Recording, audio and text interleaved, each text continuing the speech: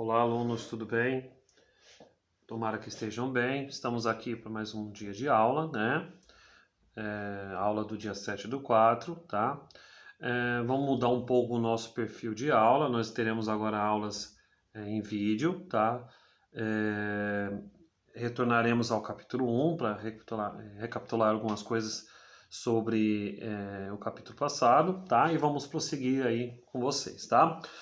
Vamos falar um pouco do Brasil na Primeira República, né? Lembrando que estamos saindo agora do período da monarquia no Brasil, que era com o imperador, o Dom Pedro II, tá? Que houve várias pressões para a sua queda, a questão religiosa, militar, as ideias republicanas que estavam surgindo e também os movimentos abolicionistas, desculpa, o palavra quase não saiu, ajudaram a ter essa queda, tá? Enfim, o Brasil agora passa a ser uma república, tá? Então, os primeiros tempos do Brasil, né? O Brasil, mesmo virando república, alguns problemas vão ser antigos ainda, né? O Brasil continuou a ser um país agroexportador, né? Um país que vai produzir para vender, tá? E isso dentro do primeiro setor, né? Que é a agricultura. A população continua sem participação política, tá? Quando eu falo a população é a classe, os camponeses, a população mais humilde, tá? A república ela não representa o pensamento de todos que torceram pela sua instauração, então foi feito aí uma propaganda, né, da República representar todo mundo. Nesse primeiro momento não vai acontecer isso, tá? O Brasil ele vai se tornar-se federalista, tá? Então ele vai ser defendido. O que é federalista, né? Ele vai ficar na mão de grandes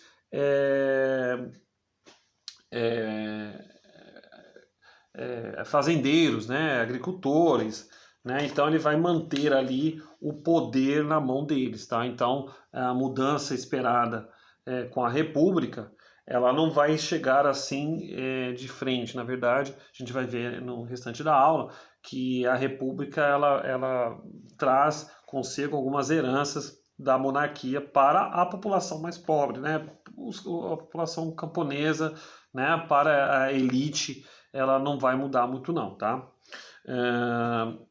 Deixa eu mudar um pouquinho aqui, tá?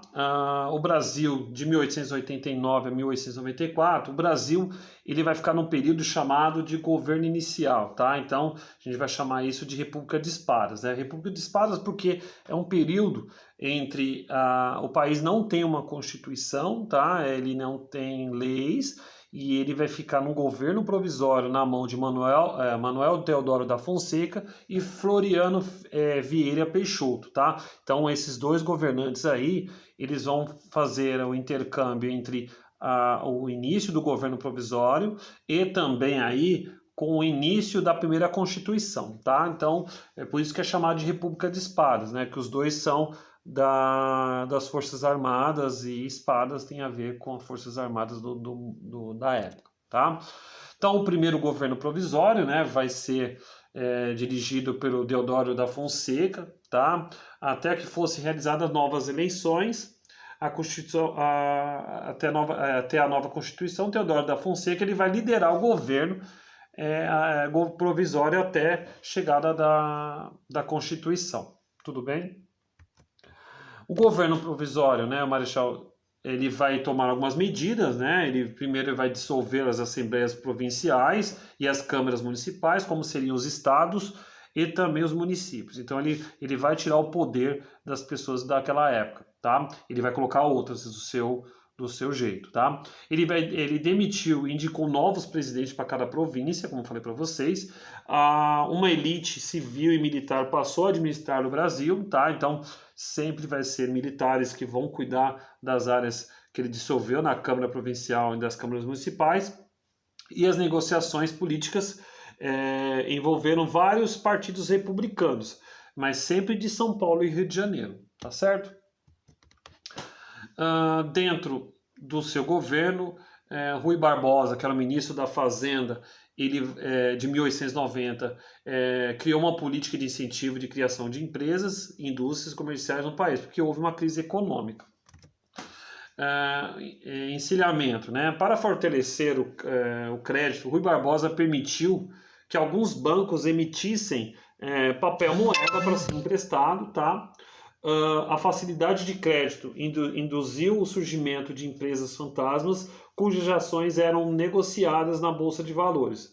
A nova política fez aumentar a inflação. O resultado foi enorme crise e falência, tá? Então a crise econômica ela veio, né, nesse tempo aqui, porém as atitudes do ministro não deu muito efeito, tá? Chegamos agora na Constituição de 1891, né, o governo provisório, ele tinha que fazer aí a Constituição, porque é difícil ter um governo sem leis e parâmetros para governar, e essa lei vai chegar, tá? A Constituição de 1891, tá?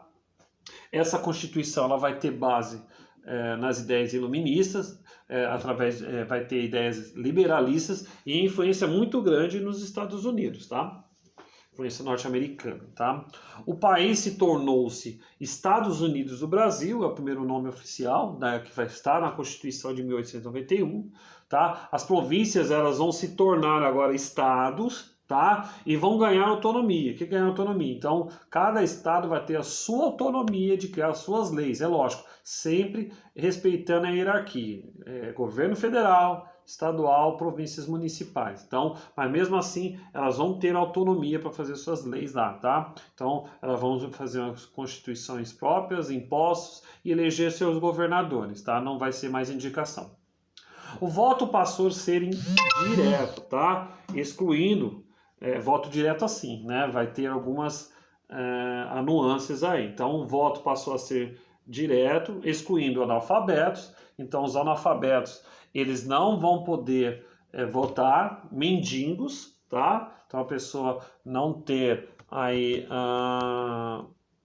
não tiver uma casa, ser considerado mendigo, ela não vai ter direito a voto, tá? E as mulheres, tá? As mulheres não têm direito a voto nesse exato momento. A Constituição de 1891, ela não coloca a mulher como apta ao voto, tá? Soldados e menores de 21 anos também não vão votar, tá? Essa é uma das principais medidas da Constituição de 1891, tá? Continuando aqui a Constituição, algumas leis, né? O mandato de presidente da República, ele seria somente de 4 anos, tá? A igreja se separou do Estado completamente, tá? Instituiu-se o registro, né? Agora as pessoas vão ser registradas no nascimento, vai haver o registro de casamento, nascimento, casamento e o atestado de óbito quando a pessoa morre, tá? Teodoro da Fonseca permaneceu como presidente graças à pressão de militares e sobre os deputados, tá? Não havia aí uma boa relação entre o presidente da República com os deputados, porém os militares eles estavam segurando a onda de Teodoro da Fonseca. O governo constitucional de Teodoro da Fonseca, né, ele passou a enfrentar forte oposição no Congresso, né, como falei para vocês no slide anterior, o Teodoro da Fonseca ele tinha o apoio dos militares, mas o Congresso não trazia aí aquele apoio muito grande para eles, tá? Deixa eu baixar aqui para ter melhor visibilidade para vocês. Opa, desculpa. Vamos lá. Em 3 de novembro de 1891, um decreto fechou o Congresso Nacional, tá? Os ferroviários declararam greve ameaçando o abastecimento, né? Então, tudo contra ele, tá? E ele, doente, receando uma guerra, ele não vai aguentar essa pressão, tá? E ele vai renunciar em 23 de novembro de 1891, tá? Então, Teodoro da Fonseca, ele sai do poder. E aí, gente, como eu falei para vocês nos slides anteriores, Floriano Peixoto ele vai assumir, tá? Ele vai conseguir, para prosseguir e ter o apoio popular, ele vai diminuir os preços dos aluguéis dos operários, né? Ele vai fazer uma política populista no início, tá? Ele vai isentar impostos, isentar impostos a carne e gêneros de primeira necessidade, né?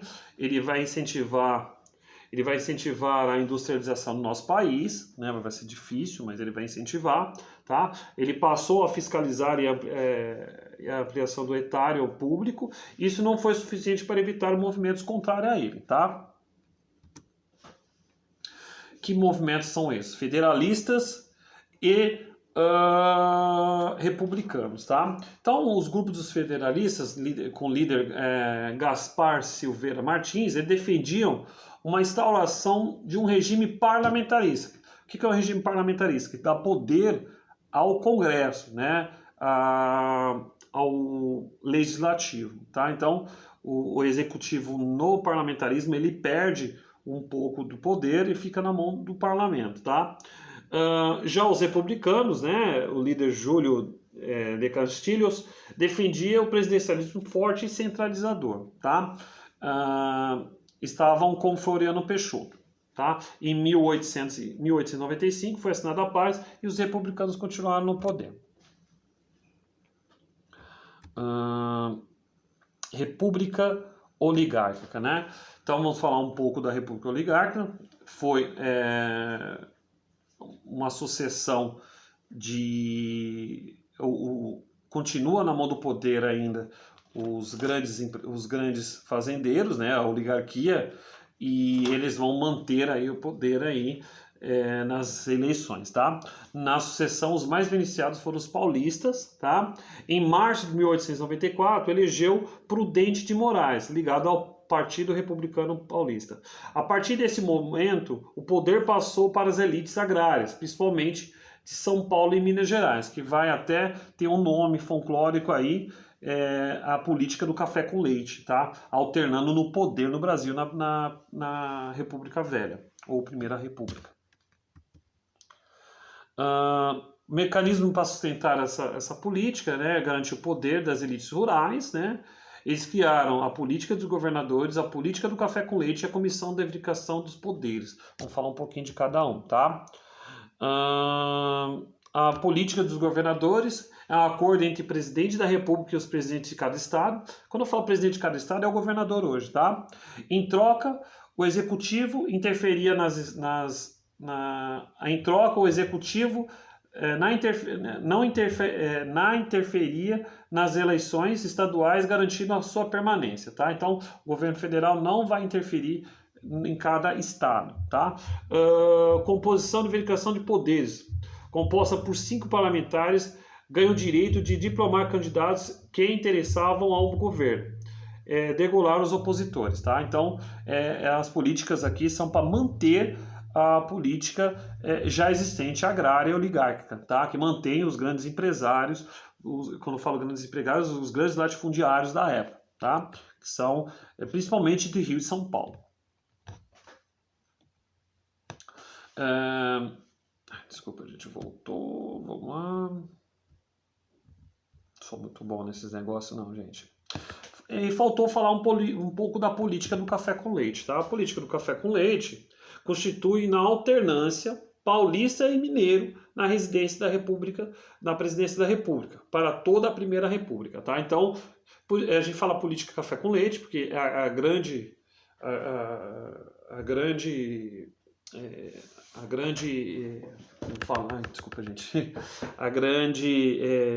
atividade econômica de São Paulo era o café, né?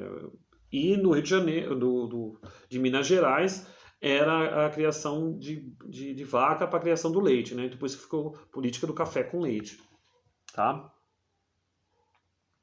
Coronelismo, né? Esse é o nome dado, pois a política era controlada e comandada pelos coronéis, ricos e fazendeiros, tá? Vamos falar aqui de uma coisa polêmica, que é o voto de Cabresto, tá? Voto de Cabresto, que era para manter a política café com leite, tá? Então, o voto de Cabresto era, os coronéis compravam votos para seus candidatos, ou trocavam votos por bens materiais. Como o voto era aberto, os coronéis mandavam capangas para os locais de votação com o objetivo de intimidar os eleitores e ganhar votos. As regiões controladas politicamente pelos coronéis eram conhecidas como currais eleitorais. Quer dizer, então a região rural, né, a eleição não era fechada, que não é hoje, tem cabininha, você aperta o botão, já foi de X também, mas o voto de cabresto é aquele que tinha o cara que comprava votos, né, trocava seu voto por um bem, ou aquele que você era obrigado mesmo, tá? Tinha lá um capanga segurando um revólver ali, uma espingarda, tipo, olha, vota naquele ali, porque cada coronel, cada fazendeiro de algumas regiões já tinha acertado aí quem ia votar. Então, os seus funcionários, a sua região, sua província ali tinha que votar naquele candidato do grande fazendeiro, tá? Dentro do coronelismo também tinha fraude eleitoral, os coronéis costumavam alterar votos, assumir com urnas, até mesmo patrocinavam prática de voto fantasma. Esse último consistia na falsificação de documentos, para que as pessoas pudessem votar em várias vezes ou até mesmo utilizar o nome de falecidos nas votações, tá? Então, era mais um jeito aí de garantir o coronelismo, né, de São Paulo e de Minas Gerais aí para se manter no poder. Então, pode ver que aqui a democracia, né, do voto ela está sendo quebrada completamente. Fim do coronelismo, né, com a Revolução de 1930 e a chegada de Getúlio Vargas à presidência, coisa que a gente vai estar falando em próximas aulas, né, a República coronelista de São Paulo e Rio, né, desculpa, Rio, São Paulo e Minas Gerais, vai ter essa quebra aí, tá? Apesar disso, algumas práticas do coronelismo, como por exemplo a compra de votos e fraudes eleitorais, continuou existindo por muito tempo em algumas regiões. Eu vou falar para vocês, até muito tempo, pouco tempo atrás, algumas bases eleitorais que eram voto ainda não feito pela máquina eleitoral, sim por um X, havia várias fraudes, né? Principalmente na região norte do país, no Rio de Janeiro, tá? Mas vamos voltar agora para a história, deixa o contemporâneo para mais tarde, tá? O fim do coronelismo, né, com a entrada de Getúlio Vargas, mas depois a gente fala mais sobre isso, tá? Aqui uma ilustração do voto de cabresto, tá?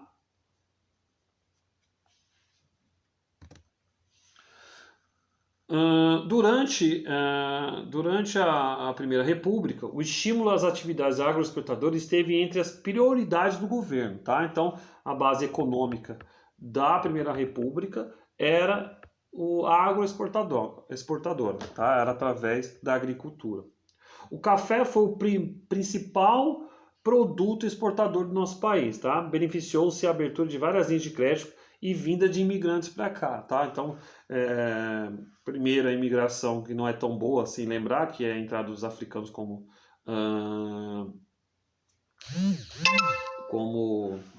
escravos, né? Depois tem a imigração italiana que vai vir para cá, tá? Tudo impulsionada pelo café, tá? Isso já na República, no caso dos italianos na República, tá? No início do século XX, o café passou por momentos de crise provenientes da superprodução. Assim, os governos estaduais decidiram interferir e garantir o preço mínimo do café, né? A crise de 1929, nós estudamos no ano passado, né? A crise de 1929 devastou aí o mundo, né? Com a crise, e o café não é um bem essencial, né? Então teve uma grande quebra aí. Tá? O convênio de Taubaté, né, que foi o que o governo interferiu no preço aí. O governo, em 1906, afirmou com o acordo de governadores de São Paulo, Minas Gerais e Rio de Janeiro e determinou que os 3 estados comprariam a safra prevista por um preço fixado, de maneira que evitasse a desvalorização do mesmo, tá? Os estoques seriam armazenados e fornecidos de acordo com a procura. Então, eles compraram todos os estoques de café, deixaram guardados e não colocaram isso no mercado rápido. Para quê? Para a procura ser maior do que o estoque, tá? Porque quando tem mais estoque e menos pessoas comprando, o preço tende a baixar. Agora, quando é o contrário, tem mais pessoas querendo comprar e tem menos estoque, o preço tende a subir. Outros produtos também no mercado era o cacau, né, muito forte na época, a cana-de-açúcar e a borracha. principalmente na região norte. O desenvolvimento industrial na Primeira República, a concentração de capitais acabou contribuindo para a expansão da atividade industrial em algumas cidades, tá? Quando eu falo capital, vem proveniente muito do café, tá? O dinheiro do café antes de 1930 foi muito bom, tá? E com esse dinheiro deu para investir em outras áreas. E entre as outras áreas vai ser a industrialização, tá?